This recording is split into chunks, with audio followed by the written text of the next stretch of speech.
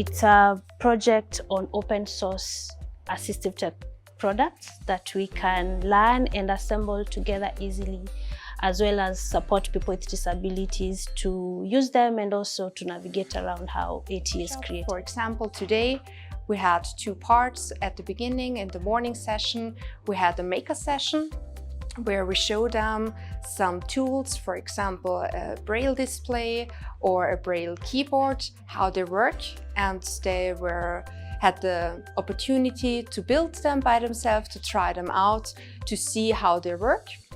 And after the break, after the lunch, at the second part, the users were here. We had some visually impaired people who tried out the braille display and keyboard and tried by themselves how they can work with them, how it fits with the other devices they already use, and how they like it.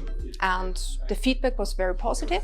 We hope more or less to share our expertise and to enable others to continue and to contribute to the designs that we had so far. My name is Mercy Kavai, and I'm a monitoring and evaluation officer at UNDP. And I'm excited to be in this workshop today on assistive technology, especially for persons with visual impairments.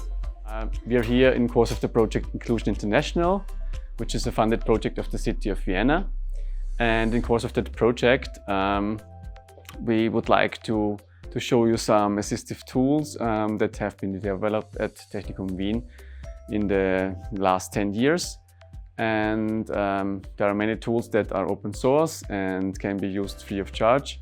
We have some software that we developed. We also have some hardware devices, like a device we would like to solder.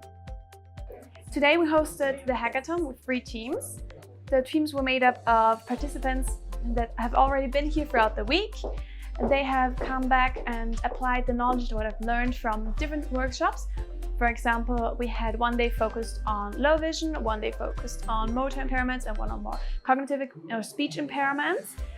And it really made me happy to see that they have been able to gather all the knowledge that they have learned throughout the week and apply it to different use cases. And personally, this event has been an amazing one. We are doing my feet in doing everything, and I found that these devices are so accommodative to me.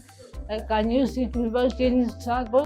Whatever Senses Hub is doing out here is a great thing.